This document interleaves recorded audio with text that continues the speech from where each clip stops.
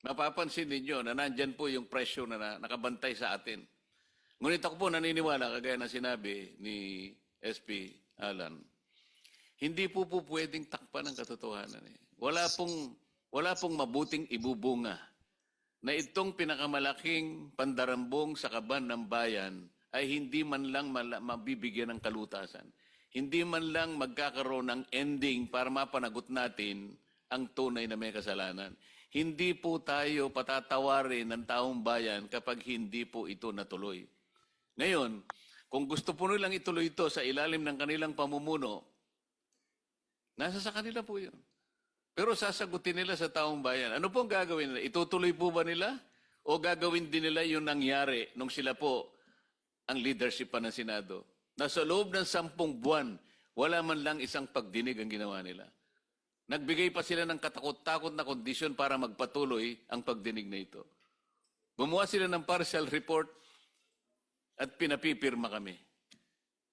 Kahit sino naman po siguro sa inyo ang bibigyan ng assignment ng inyong mga principal o inyong mga boss na mayroong pinagagawang isang bagay, magulat ka, mag-report ka, ang ibibigay mo sa kanya kalahati lang, hindi tatanggapin ng management o kahit sinong ahensya.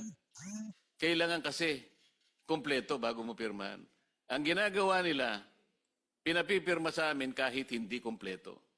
Lahat ng kondisyon, kagaya ninyo, ang kondisyon kailangan mapatibayan hanggat hindi niya napapatunayan sa sarili niyang panukat na kayo'y nagsasabi ng totoo, kailanman hindi kayo ipatatawag. Kung hindi pa nagkaroon ng pagkakataong kagaya nito na marinig kayo ng buong sambayanan, hindi sana kayo nagkaroon ng pagkakataon na gano'n. Ganun po kahirap. Ang dinadala naming responsibilidad, makita lang natin.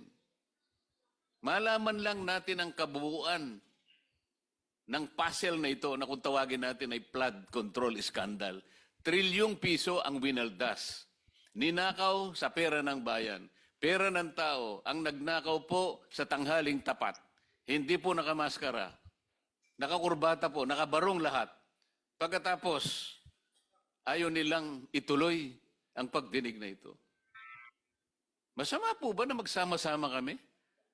Bakit po sila nagalit sa amin nung sabihin naming ituloy natin ito? Ayaw po ba nilang yung tungkulin na yon ay pagsilbihan nilang taong bayan? Pera po nila ang nawaldas, pera ang nawala. Katungkulan po natin na hanapin yon. Alang-alang sa sinumpaan naming tungkulin,